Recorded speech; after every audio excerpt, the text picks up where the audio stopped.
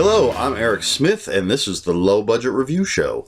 Today I want to talk about the premiere episode of Fear the Walking Dead. It just aired, and I wanted to get my thoughts out there into the world. And I even wore my Walking Dead t-shirt. It's the only one I have.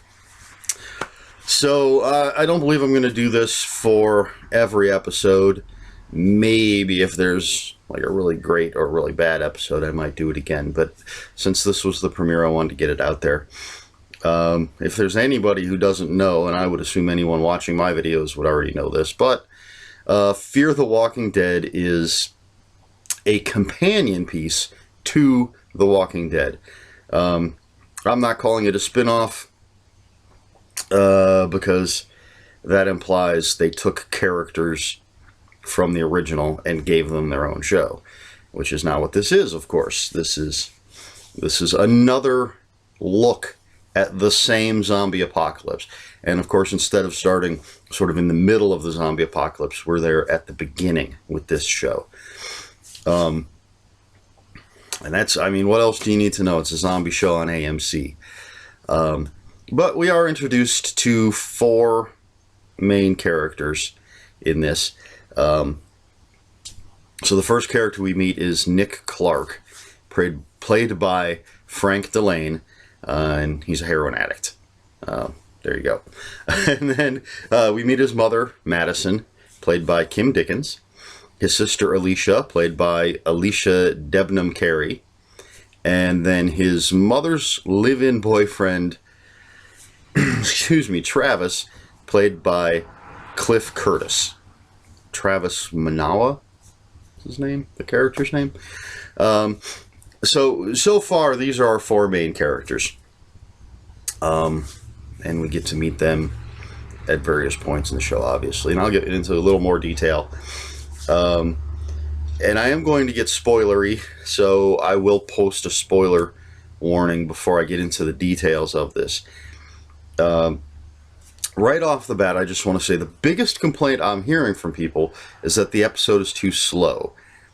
And that's one of the few things I'm not going to complain about. That makes it sound like I have a lot of complaints.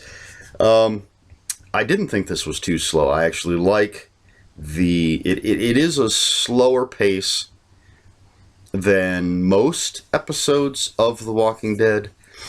But we're meeting the characters for the first time. Brand new characters. We need to get to know them. And while yes, you can do that in the middle of the zombie apocalypse with all this action going along, it's nice to see a show take the time to actually introduce us to the characters, let us get to know them a bit before throwing them into the craziness. I think that way we get to see them change. We get to see how the zombie apocalypse actually affects the characters and what it does to them, as opposed to with the original series where we're already seeing the characters having changed. We're meeting them in their changed state, and it's going to take flashbacks and things to show us how they were before they were overrun by zombies. Here we're going to get to go along with the change. So I have no problem at all with the pacing of this episode. I like the cast. They all do a fine job. I really liked Frank Delane's performance as the heroin addict. And so far for me, nobody's really standing out. But nobody stands out in a negative way either. So they're all doing their job. I really don't like any of the characters. That's probably my biggest problem at this point. The character I like the most is Nick, the heroin addict, Ken. Because his mother, Madison, I didn't find likable. I'm not sure what her job is. She works at a school. She's either a counselor or a vice principal, I would guess. And I have no problem with strong women. On the original show, I love Michonne. I love Carol. Especially, Carol was not a strong woman at the beginning of that show, and she really grows into a strong, kind of crazy woman. I love Carol. But in this show, the biggest problem I had with Madison was when her son Nick ends up in the hospital. We'll get to that. She barges into the room. The cops are there because Nick ran into traffic and was hit by a car. The cops are there. His mother busts into the room and doesn't quite yell, but tells the cops to get the hell out. Now, they're just doing their job. This guy ran into traffic and was hit by a car. The cops are taking his statement. Now, they are kind of bugging him about who his supplier is for heroin, but his mom doesn't know that. She just walked into the room and gives them this, get out. If he's not under arrest, get out. And I wouldn't have liked it if a guy did it either. Frankly, I think the cops should have said, we're doing our job, lady. We'll leave when we're done taking his statement. But just push. I'm not a fan of pushy people. So she's not my favorite. And then Travis, her boyfriend, to me is a little too completely the opposite end of the spectrum.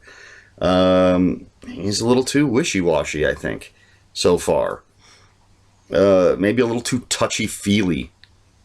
New age. Although he does have a little kind of selfish moment with his own son.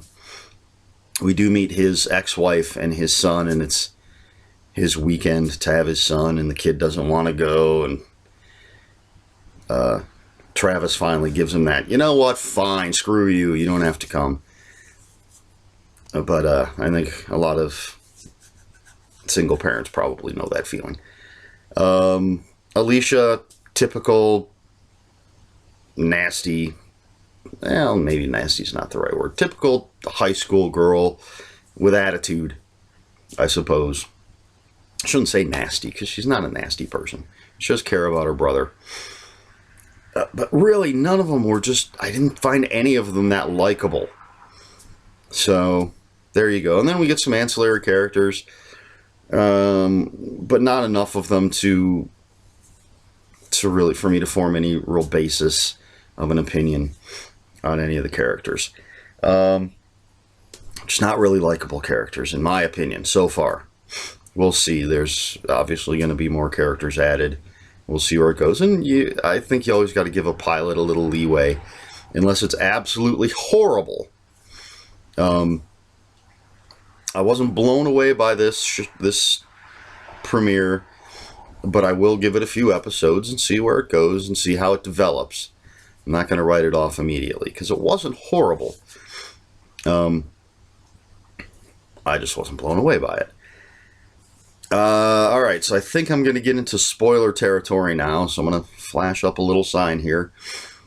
Because I want to get into some specifics, and I think mainly this is problems that I had with the show.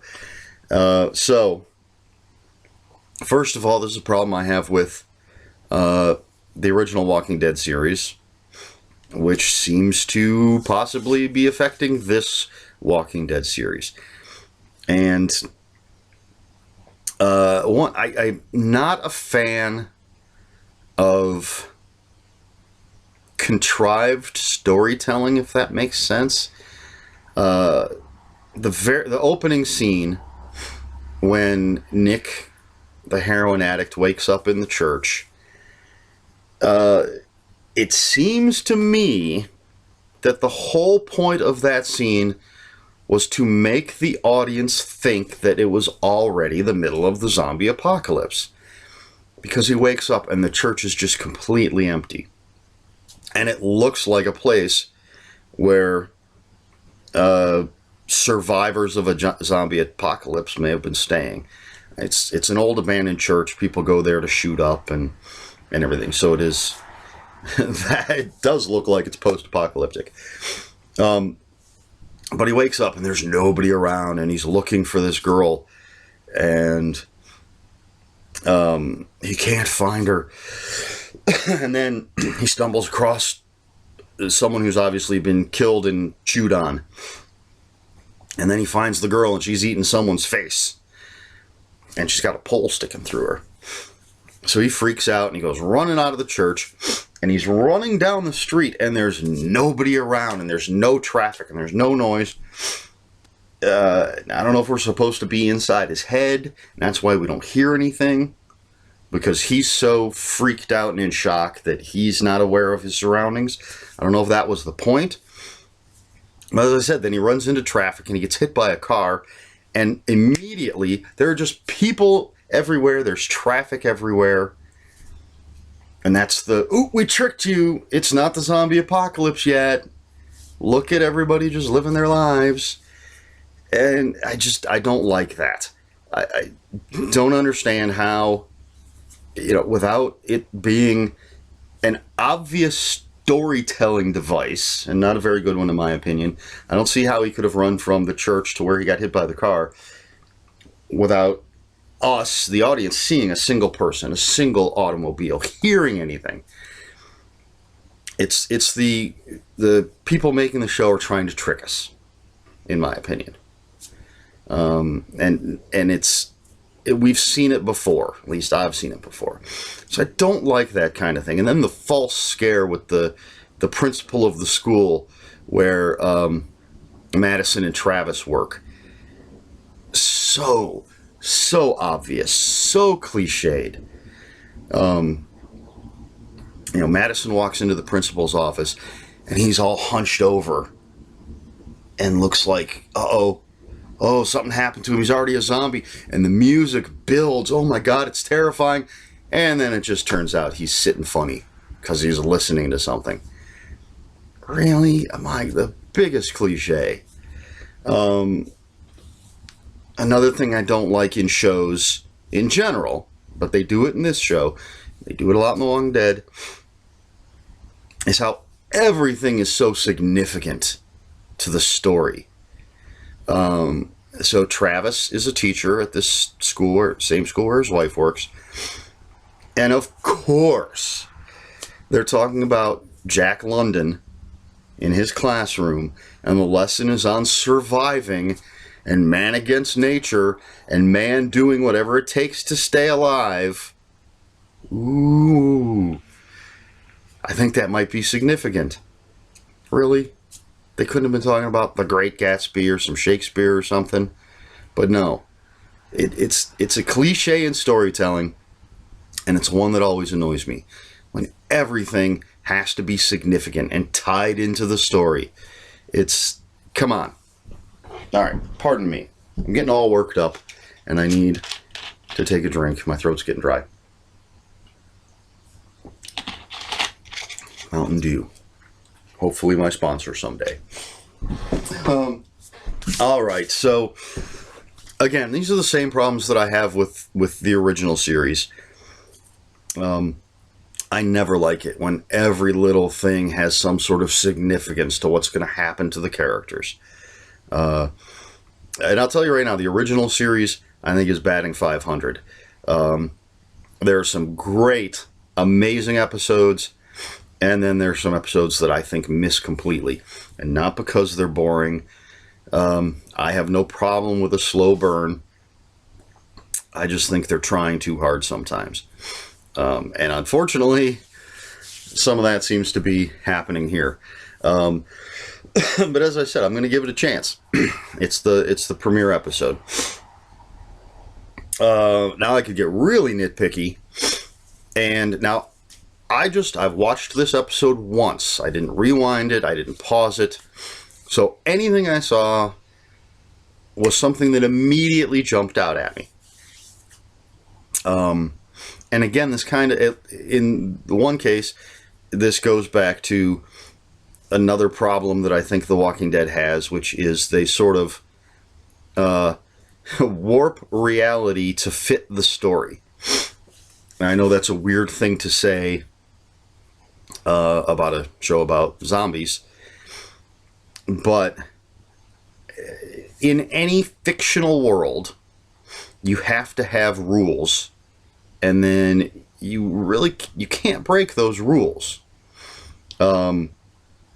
If you're telling a story about vampires and you've established that if a vampire goes into the sun, they burst into flames and die, you can't then, at the end of the movie, just because you want it to be part of your story, you can't have the vampire go strutting around in the sunlight and not burst into flames. Or something I've actually specifically seen, you can't establish that when a vampire is in the sunlight, they immediately burst into flames and turn into a pile of dust. And then at the end, because it's dramatic, have your vampire go out in the sunlight and they slowly start to take damage. We've seen 20 vampires immediately burst into flames and die, but now, because it fits the story, they don't. This is something I've seen on The Walking Dead. I've seen the zombies behave differently just to satisfy what the storytellers want to do. Now, in this case, I can't say that yet because we've seen like 2 zombies. And only one of them up close, and that was real quick. But later in the episode, Nick is with his dealer. They're struggling over a gun, and again, that horrible cliche of 2 people struggling for a gun, and they're chest to chest, and you can't see what's going on, and then the gun goes off. And then it's a couple seconds before you know who was shot. So overdone. But of course it's not Nick, it's his dealer. Shot in the chest. Falls to the ground, face down. Now, he is eventually flipped over, but he does fall to the ground face down. So when Nick's mother and his mother's boyfriend show up, of course, they go to where Nick says he shot this guy and there's no body. But there's also no blood. I don't understand how there's... But, I think the storytellers want... They want Nick's parents to think that he's just hallucinating, that it's all in his head, that what he thinks happened didn't really happen. But how is there no blood? The guy was shot in the chest, and he fell face down on the concrete. But there's no blood on the concrete, so when Madison and Travis get to the scene, they just think it's all in Nick's head. It's a little thing, but it jumped out at me immediately. Plus, this is really nitpicky, just stupid stuff. It's stupid things that characters do so that we can have drama in the show. This scene where Nick kills his dealer takes place in that famous aqueduct. Is that what it's called? I don't know. So you kind of drive through this tunnel-y thing, and then it's that big concrete waterway that we see in a lot of stuff. A lot of movies and TV shows. So when Travis and Madison show up in their old beat-up pickup truck, they drive through this tunnel and stop at the end of the little ramp that kind of goes down to the aqueduct. They stop there. No, they don't even go down the ramp. They stop right at the end of the tunnel. And then they get out. And then they go down into the aqueduct and look at the crime scene and blah, blah, blah. So then they're leaving because there's no body. They get back in the truck. And this is the part that just doesn't make any sense to me. This is a long, dark tunnel. It's not a long ramp. There's plenty of room. Why wouldn't you just drive down, turn around, and drive back through the tunnel face first, essentially? Why would anyone not do that? Instead, again, just for the dramatic effect, in my opinion, they drive backwards through this long, dark tunnel. And zombie drug dealer shows up. But really, why wouldn't you just turn around? I don't get it. Makes no sense to me. I'm really being nitpicky about this. But these are the things that jumped out at me when I was watching the show. And then the other one, the most unrealistic thing in the entire show. Alicia, the high school girl, she makes plans to meet her boyfriend at the beach after school. So she's at the beach waiting for him, and we see her texting him, and we see some of the previous messages. Excuse me. So she texts something like, "I'm waiting. Where are you?" And then the last text we see her send while she's at the beach is, "I'm leaving," with like 3 exclamation points. Now, the one thing I actually did like here is it's very subtle. The camera's not focused on it. As she's typing and sending, "I'm leaving," if you pay attention, you can see the previous text says, "You'd better be dead." Which, of course, oh no, it's a zombie show. He didn't show up. He's probably a zombie, and she's going to feel bad because she said... But anyway, at least they were subtle about that. But this is the afternoon, right after school, relatively right after school, and she texts, "I'm leaving." So the next day, in the middle of class, she sends him another text. And you can see that the last text she sent was the "I'm leaving" text. And I will believe a man can fly before I believe she went from after school at the beach until the middle of class to send him another text.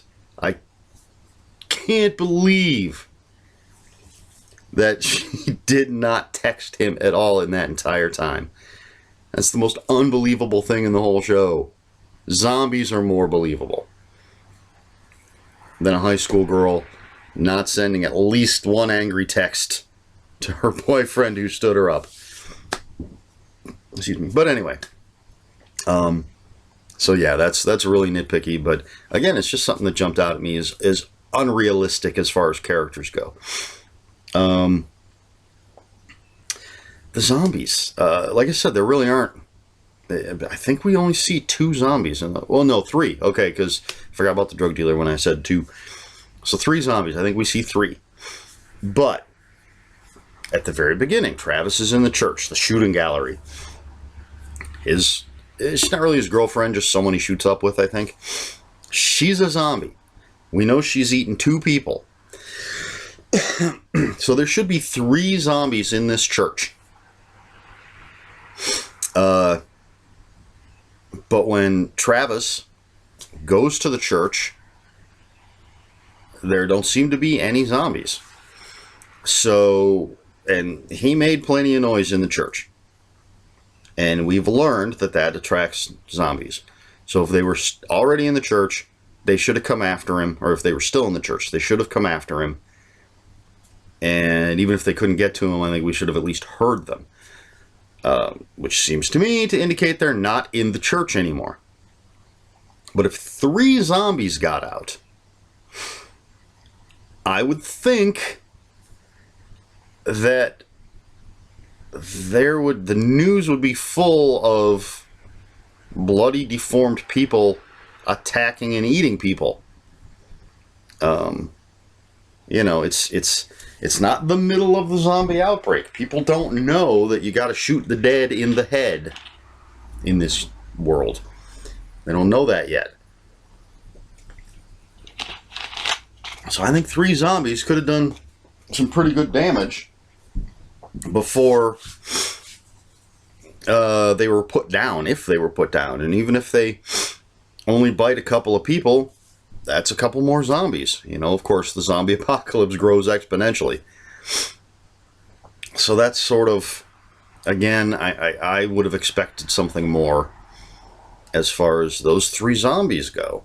But no, they're there. Well, we won because we don't see the other 2 become zombies. But it is pointed out at one point that the bodies aren't there in the church anymore. So something happened to them. They went somewhere. Apparently they didn't bite anybody. So, all right.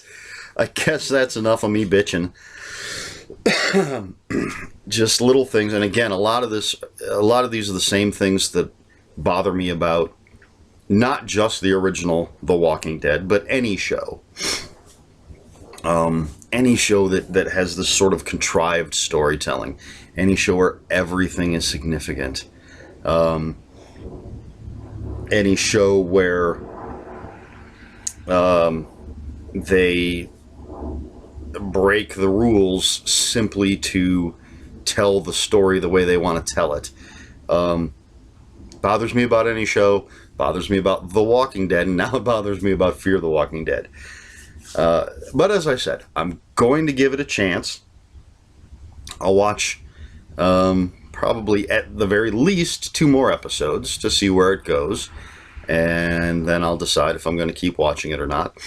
In the original show, I stopped watching for over a season, and I only came back because I knew a particular thing was going to happen, very similar but not exactly to what happened in the comic books, and I wanted to see it because it was one of my favorite things in the comic book. So I came back for that. I stuck around, and I do like a lot of what they've done, a lot of what they did in the last season of The Walking Dead. So hopefully Fear the Walking Dead will grab me, because I want to like it. I want to like any show that I decide to watch. Wouldn't it be great if every show on TV was a really good show? I mean, we can't watch everything, so maybe you don't want everything to be a good show, but I want people to be successful. I want people to make good things. So I suppose if I had to give this a rating, wow, I'm going to go right down the middle. I'm going to say 2.5 out of 5. Of course it has potential. It's only the first episode. I like the actors. I don't like the characters. They're going with some of the same problems I have with the original, but we'll see where it goes. It's 2.5 out of 5. It's average, I suppose. It's not horrible. It definitely didn't blow me away. I do like the character development, that we get to see these people pre-apocalypse so that we can see the changes that they go through. Of course it has potential. They're going to add new characters. So that's my take on the premiere episode of Fear the Walking Dead. There you go. The Walking Dead. Wow, this went a lot longer than I expected, but I had a lot to talk about, I suppose. Or maybe I just repeated myself and rambled a lot. Either way, take from it what you will. Give it a chance. Let's see. No links to give you, since I'm not... since this isn't for sale anywhere. But it is... I didn't even say, of course, it's on AMC Sundays at 9 p.m. Eastern Time. Not sure exactly what time it is, what time it's on in other parts of the country or the world, but 9 p.m. Eastern Standard Time here in Ohio on AMC Sunday nights. So that's that. If you have any comments, questions, or corrections, please put them in the comments below. Please feel free to yell at me for my opinion. Correct me if I was wrong about anything. Let's talk about it. Let's hear it. And please like, share, and subscribe. So this has been the Low Budget Review Show. I have been Eric Smith. And as always, read more books.